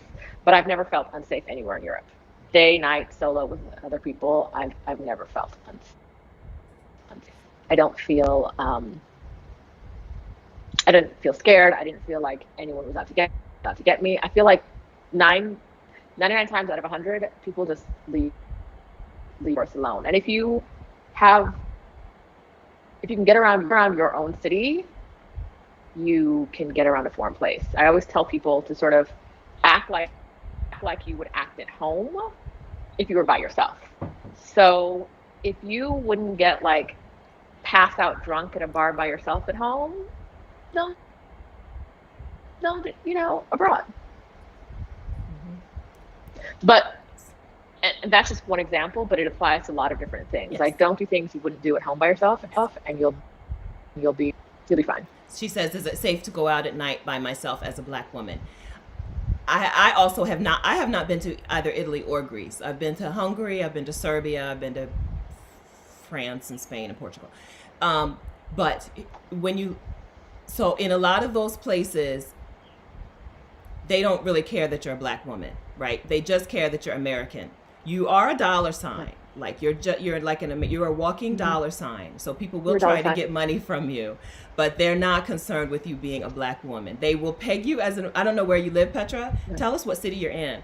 But I don't care what you're doing, what you're wearing. I've been in Brazil and I'm like, I'm about to blend in. I got my head wrap on and this man yells at me, I love you, America. Like, I don't care where you are. South Africa, immediately, no one greeted me in their local languages. Everyone always greeted me in English. Like, you will not blend in. I don't care how hard you try. They know you're American. You're a dollar sign. But you're not any less safe than any other person. And those places probably have less tourist crime than you think they do. Yes. And I don't go by myself at night in America, so I don't go out by myself at night in foreign countries. So, like in Mexico City, I would walk, if I knew where I was going, I'd be comfortable walking around my neighborhood at night.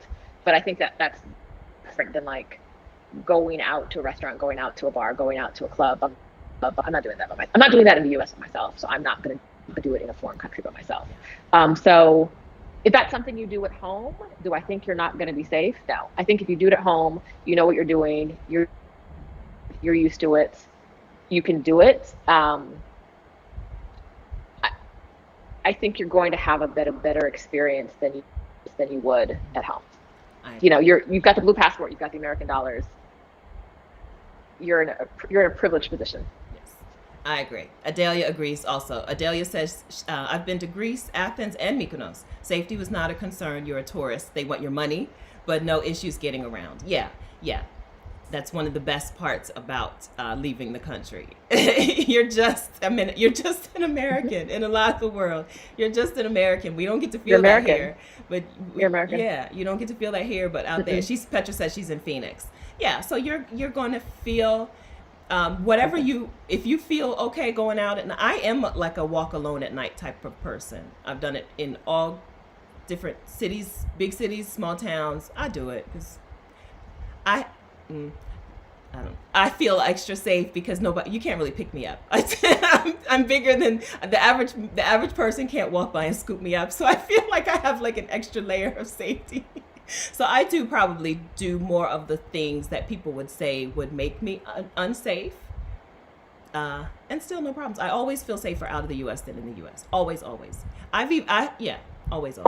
So I hope that answers that. I said I wasn't going to talk on the topic, but I kept it short. Kay says she traveled to Greece solo for 2 weeks. I stayed at a boutique family-style hotel where we had family-style dinner, and some of us bonded and traveled the city together. That's a surprising thing to me about traveling, especially when you get to travel more slowly and take your time places. How easy it is to just bond with strangers. Like, who knew? It's wonderful. And then sometimes they stay in your life, and you're like, this would never have happened if I hadn't taken this chance. Yes, I've had that happen a lot after walking tours, like taking tours of people, and then we'll go do things for days afterwards. It's a really great opportunity. So something to think about. Yeah, it happens a lot when you stay in hostels too, because people will just invite you places. Like I said, the Dutch women, if you go someplace and there's a Dutch woman in that building, she will talk to you. And she will invite you to join her. That's something that they do. But yeah, it's I've done that. I can't even count how many times I've, like picked up friends, as you go, you pick up people who, you normally would not have, in your normal circumstances, you would not have met. Petra says, thank you everyone for your responses. This trip is 10 years in the making. Do it. Yes. I hope that borders open up soon for you, Petra. Yes. Yes. All right. How do we feel about things? Listen, don't if you haven't come up with a next step for yourself, ask a question because we've it's been an hour and a half. You've been hanging out long enough, lurking long enough, or if you've asked a question and I didn't see it and I skipped over it, ask it again. But yeah, don't leave this live stream. We are here to talk to you to get you to the next step. Don't You've got a career break coach and you've got a person who just likes to talk a lot. So a house sitting coach. So don't leave here in the same with the same questions or in the same exact spot that you came. Leave here knowing what your next step is going to be. I'm not kidding. I'm not kidding. We did that live stream on infopreneurship, right? How to turn what you know into expertise. And Kenya Imani, who was on the live stream asking questions, has already launched her first 5-day challenge from that live stream. I feel so good about that. I feel good. Like you shouldn't sit. This is what this channel is for. You shouldn't be in the same place after coming. We're here to get you to the next step, and we're here to get you to the higher level, right? Not even the next step, but like where you want to be. So don't leave here without asking whatever your question is, whatever that thing is that you think is the hold up or the thing that you just don't know how to figure out. Ask us. We're here. All right. ALG 604. I love both of your stories. Black women my age showing us there is more than one way to live this life. Thank you. Thank you. Thank you.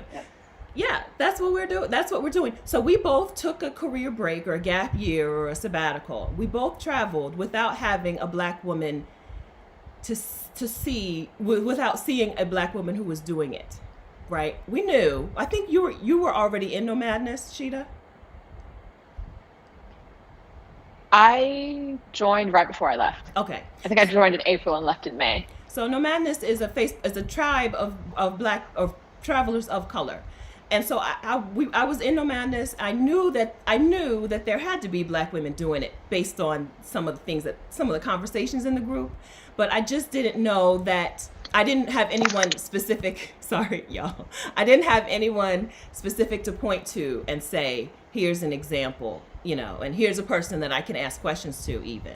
So that's why we're here. We just want you to know that we're doing it, that it's real, that it's legit, that you can do it. You're not crazy for doing it. I say it all the time. You're not crazy for wanting this. Sometimes people think that, oh, it's so weird. It's so not normal. I'm wrong. I'm wrong for wanting to, leave the country. I'm wrong for wanting to take a career break, like 15 years before retirement. Or I'm wrong for wanting to retire at 38 or whatever. You're not wrong. We're out here. I just want to amplify these women who are doing it and who are helping other women do it, because that's how it becomes real for you. So thank you. ALG. Yes, Petra, we all support you. Letitia, I'm pretty sure that's Letitia. She's saying good luck to you, Petra. Kay is saying Greece is beautiful, so go, with the capital G, capital O, exclamation point. Hi, Ikioma. Divine, I'm driving to Mexico from Texas later this summer, hoping the borders will be open. Mexico has been really shady, so technically their borders are closed, but people are coming back and forth driving, no problem. So in theory the borders are closed, but in practice the border is open. I don't know how long it's going to be like that, so I don't want to give you advice because I'm always wrong about stuff like that. But people are driving across the borders for pleasure right now. I walked across the border in Mexico when I flew back in whatever month that was, March. I flew into Juarez, Mexico, and walked across the border, which was a fun experience. So I'm just mentioning that for no reason. But yeah, I'm hoping it will be open for you too. Even like that people are driving back and forth right now, even though they say the borders are closed. I don't know if that's good or bad. Hey, Janella. Janella says, thank you both for sharing this great information. You're welcome, Janella. Thank you for coming over. KB, I'm taking mini breaks. 3 months at a time. I decided that Mexico is the country. Now deciding on where. I'm also thinking of doing 1 month here and 1 month there. Yeah, like I said, Mexico is the total package. Whatever you like, they have it. People have been trying to get me to go to Chiapas, Chiapas, which is more of a jungly part of Mexico. Every taxi driver and Uber driver, they always ask you, where have you been in Mexico and where are you going next?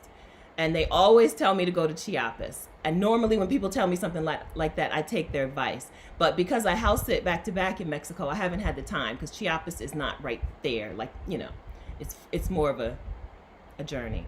So I haven't been yet, but maybe stick that on your list so that I can vicariously visit Chiapas through you.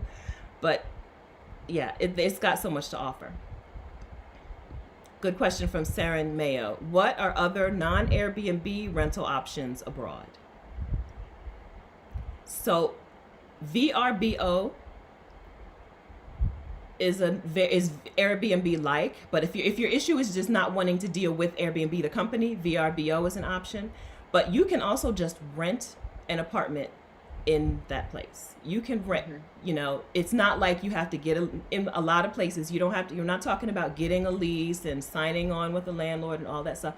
Especially in really inexpensive parts of the world, you show up with your cash, you find a sign in the window, or you ask someone at your hostel or someone at, some place where you have interaction with other people. You just ask around and you show up with your cash and you go. When I went to Hue An, Vietnam, I stayed in a hostel, and the man who owned the hostel, I asked him, I said, I'm looking for a place to rent for a month. He showed me a place that he owned, but I didn't rent that one. I just went on there was like a Hue An apartment website, and I went on the website. This one looked good. I contacted the lady. She didn't speak any English. I didn't speak any Vietnamese. She told me how much money to pay her. She owned a handbag store, so I had to go pay the ladies at the handbag store instead of paying her directly, because I was paying with my card, because I paid with my card because I hadn't taken out enough cash. And that was it. Like, nothing in writing, nothing signed anywhere. She gave me the key to the door, and she gave me a bicycle that I could ride around for the month. It's a lot easier and smoother, especially when you're talking about a month or 2 months or 3 months, where you don't have to deal with Airbnb. Rashida, what did you do in Mexico City? In Mexico City, I went into a Facebook group, which is what I'd recommend. If you're thinking of being in any place for a long time, try to join a Facebook group for people in that city, for expats in that city. A lot of cities, especially in Southeast Asia, have a brothers and sisters group, like brothers and sisters of Chiang Mai, brothers and sisters of Bangkok, that kind of thing, where Black people get together. But every city will have some expat group, whether it's a Black group or not. Every city has a group. Join, look for the group, hit Facebook, just type in the city and expats or whatever. They'll all come up. And then ask them how to find an apartment. So I found my apartment in Mexico City because I was in one of the Mexico City groups, and I asked someone who had just moved there how they found their housing, and they were in a place that had one extra bedroom available, and so I stayed in that extra bedroom just because I asked someone in the group, and yeah, we then became roommates. So I was a Black girl in Mexico in a neighborhood where I didn't see any other Black people except for my Black female roommate. Like I was in Mexico City with a Black female roommate, and that was pretty cool, Mm-hmm. So the process of getting a place is smooth and easy. Airbnb is a decent, it's a decent option, and you have some protections, maybe, right? Maybe, but it's pretty easy to show up with some dough and be like, hey, I want to rent for a month somewhere. And yes, Facebook groups, wonderful option. Ikioma says, actually, she's going to Palenque in Chiapas. Okay, good. I can't wait. If you don't mind, if you're on Instagram, drop your handle. Tell us what your @ is on Instagram. I would love to see your pictures. I rented a cabana there, she says, my last visit, and fell in love. I camp regularly. I love nature. It's heaven. Yeah, I mean, everyone has told me to go to Chiapas. I'm not an exaggeration. Every single Uber driver, every single taxi driver. So must be nice. Yeah, I want to see. So if you don't mind, if it's public, if not, then just say none of your business. I'm okay with that. But if you want to drop your Instagram handle, drop your @ in the comments, and I would love to see it. Yeah, Sarah and Mayo. Yeah, I want to rent an apartment. Yeah, it's it's not like here where you need to have, you know, No. stuff. It's pretty simple. There are places I get. I'm sure that there are some places where you have to have like, if you're, especially if you're talking about renting for a full year, where you'd have to have like a guarantor or something. But mostly it's just Right. really easy. All right. Yeah, Let John, who again I think is Letitia, says she's in an expat Facebook group, Mexico Facebook group, and folks are still going there. Yeah, yeah. The border, even though it says on the web that the borders are closed, they haven't closed them. But Adelia says she does not recommend taking the bus from Mexico City to Houston, but we don't know why. Bad experience. Um, yeah, I just flew into I just said it. Juarez. I flew into Juarez. I took an Uber to the border. Like the Uber drove. I said I want to go to the border. He's like, okay. He dropped me off at the border. I walked in. There's a little tiny, like a bridge and a little tiny hut. I go in there with the hut, and the U.S. border guy, the customs guy, he was a little bit confused, even though, like, there were other people crossing, but I had luggage, and I guess it's just not common for people to cross with luggage. I don't know. So he asked me a lot of questions about why I was walking across and why I didn't just fly in. But I did it because it was a lot cheaper. And then it was in the country. And then I took another taxi. Then I was in El Paso. And then I took another Uber to the El Paso airport. Really cheap. I can't remember how much cheaper, but it was a whole lot cheaper. Lovely Day 6 says, thank you guys. This is God's work.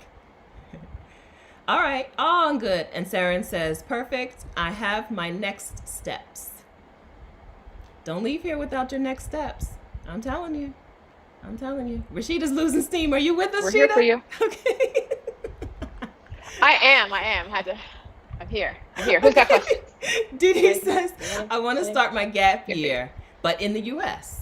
There are 13 North American wonders, and I've been to 7. I'll start in January on my 52nd birthday.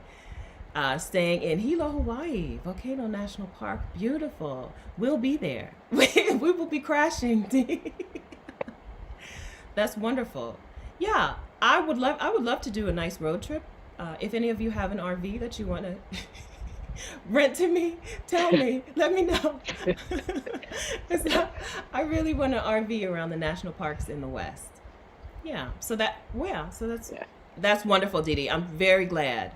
A lot of people would be like, oh, well, I'll just wait until retirement. But you know that I believe that waiting until your retirement age is a scam. Don't do that. So do it now. I'm very excited for you. I didn't know that there were 13 North American wonders. I have to look it up. That's wonderful. Okay, Kay wants to know what's next for us. Sheeta's just playing it by ear. Yeah, I'm just chilling until I figure out, like I said, until I see what I'm in Florida now. So the idea of it doesn't feel as safe, I think, as other parts of the country might feel because people are still coming down here for vacation. I am going to house sit in. Oh, sorry. I'm house sitting in July in New Orleans. House sitting is pretty conducive to quarantining, you know. So, but I'm going to fly. This will be my first time flying post-COVID. I'm not excited about that at all. But I'm going to quarantine myself when I get there, and then I need to figure out what the real deal is. I need to figure out how to quarantine myself when I come back because I'm with my parents who are higher risk, especially my dad. So that's my deal. I need to figure it out. Right now, what I'm trying to do is find a house sit for when I fly back. I fly back into Philadelphia, and I'm trying to find a house sit in Philly so that I can re-quarantine myself after that flight.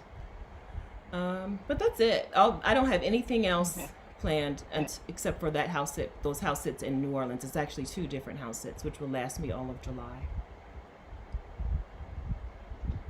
Okay, so So one of the things that I'm considering is that I want to go to I want to go to Canada, but I don't want to have COVID in another country. And not that I think the American medical system is this world wonder and it's going to treat, treat me really well, but I don't want to have to navigate a medical system I don't know if I'm really ill. And so that's what's keeping me in the US for the current time. Is not just the idea of getting sick, but the idea of getting really sick and not knowing either the medical system or not knowing the medical system and the language really enough to know what the doctor's telling me. Like that's my nightmare, is like going back to Mexico and getting really sick there and having and not having as firm a grasp as I would in the US. So yes. that's where I am. Because Delaware hasn't had, I don't know. I think I probably feel more secure than I should. Like, I think I feel a false sense of security. Because I know plenty of people who are like, you're getting on an airplane. That's ridiculous. So maybe I don't know. But I do plan to do that. Other than that, and I also plan to do some kind of road trip, something, while I'm here. While we're in the U.S., I would like to do some roaming around. I've been trying to find a house sit down there where Sheeta is forever, but it's a bunch of white retirees, and they just won't book me. I cannot get booked in the Fort Lauderdale area. The haters. Okay, so we're gonna. They're my neighbors. They're haters. We're gonna bring this to a close. Squeeze in that last question. If you have a question, squeeze it in now. Hello, always talking. Hello, thanks for joining us. Okay, Dee Dee, thank you. You have motivated me. Okay, she's got a list of the North American wonders. Good, okay. Some of them. Yellowstone National Park, I have not been. The Everglades, yes. Death Valley, Guggenheim. Come down to the Everglades. Yes, right here. I haven't been to any of these. I'm slipping. Oh, so now maybe this is what when one of you guys lets me borrow your RV, this is what I will do this summer and this fall. There is an RV rental company where you can rent private RVs. It's like an Airbnb for RVs, so maybe I will look into it. Thanks, Dee Dee. All right, so this is great. So I'm glad that I looked into renting vans. Yeah, like a camper van, like a sleeper van. Yeah. Yeah. Yeah. No. Because of the shower situation, right? That's a little more Did we talk rugged. about that? No. But I know Yes, you said you're not doing the new bathroom thing. No plumbing means no go. I figure no, like there's no point in a bed if there's no place to have a shower or go to the bathroom. So I've still got to find a place to shower every day. Yeah, there's an RV thing called RV Share or something. I just got an email today. I'm on their email list, but I haven't bothered to look at what they offer and what it costs. But you can rent people's RVs just like you can do with Airbnbs.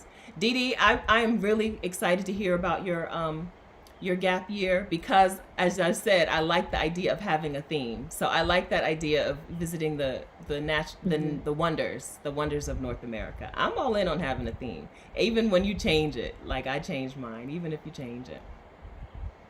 All right, Ikioma has dropped her Instagram handle, Ikioma Divine. Okay, it's her same as her screen name. So if we want to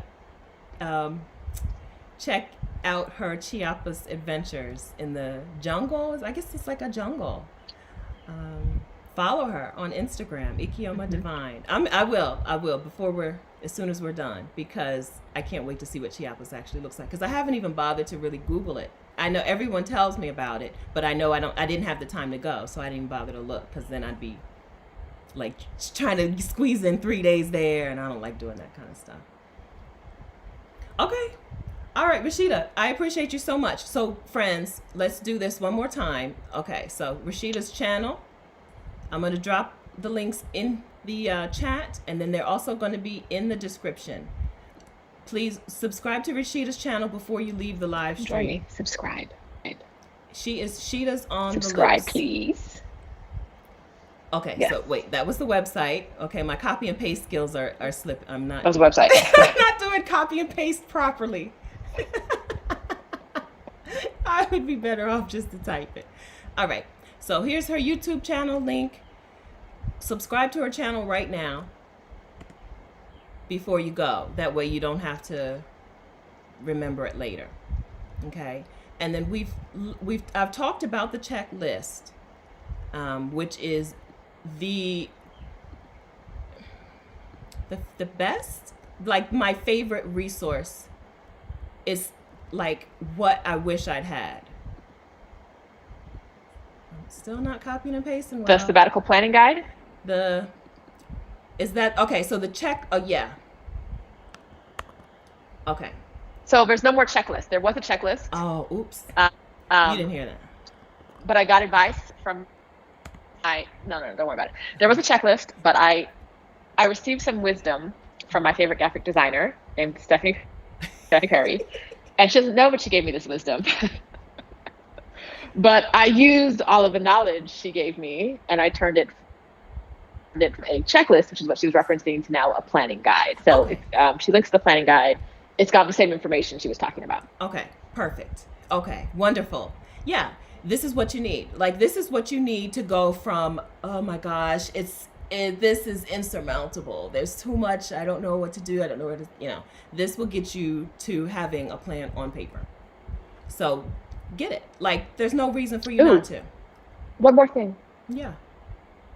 We're listening. One more thing. I recently created a quiz, and the quiz is to help you figure out whether you are in a financial place right now where you can afford to go on a gap year. I think you have that link, Stephanie. I do. I'm copying I it. sent you. So it'd be great if you could share that. It is. So if you're not sure if you're in a good place, if you're financially ready, this quiz is for you to give you a little bit more information and to think about next steps. Yes. All right. So there's the link to the quiz. Take the quiz and share the quiz. That is a super shareable item. Share it with other people, because we're here sharing information with you. Don't take the information and keep it to yourself. Share it with other people. And then Rashida also has a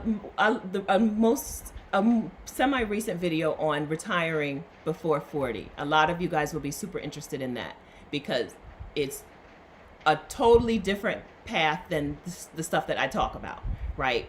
So it's something that is really missing. That kind of information is missing from my content. This is what a lot of you guys need, and that I can't help you with. So we've linked to Rashida's channel. Sheeta's on the loose. Watch her video on retiring before 40. Just watch her videos. Watch all of her videos. And then watch the career breaks videos, where we talk to other Black women who took a career break to travel, and they did it for different reasons and at different points in their careers, and financed it through different ways. Take some time and watch those videos, because the way to do something that you haven't done, right, the way to feel more comfortable doing something you haven't done, is to have examples of other people who have already done it. And that's what we're bringing to you. That's what we want to bring to you. We don't want you to feel like you're out on your own trying to make these decisions. Rashida does one-on-one coaching.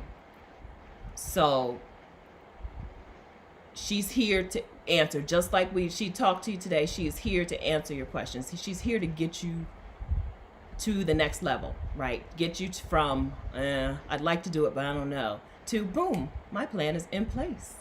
And I am booking my trip, booking my ticket. So use your resources. Use Rashida as a resource. Please, this is like the 50th time I say it. Please don't leave this live stream feeling like you're in the exact same position you were when you got here. We want you to go. We want you to quit your job. And we want you to go. We want you to enjoy free time and rest. We want you to live the life of your dreams. Whatever that is. You might not even know what that is, but free time will get you some clarity on that.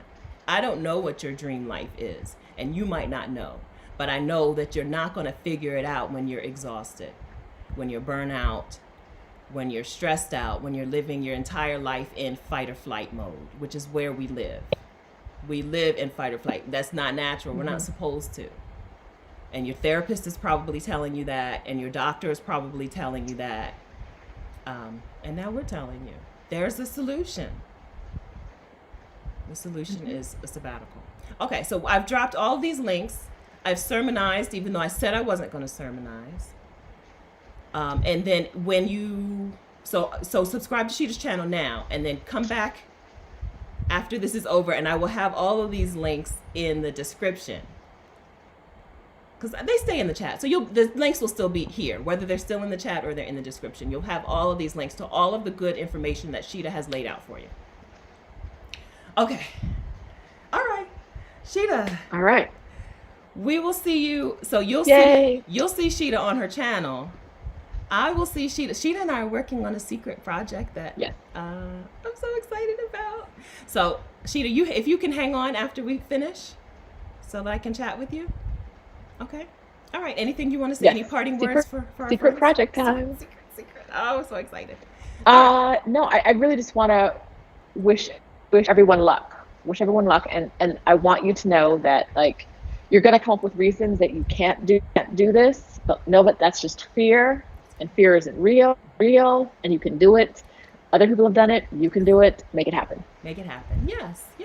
You're supposed to be afraid. It's okay to be afraid. Doesn't mean you don't do it. Okay. I appreciate you guys spending 2 hours with us or however much time you came. Don't forget, if you're not already subscribed, subscribe here, subscribe to Rashida, and then we will see you on the World Wide Web. Okay, bye friends.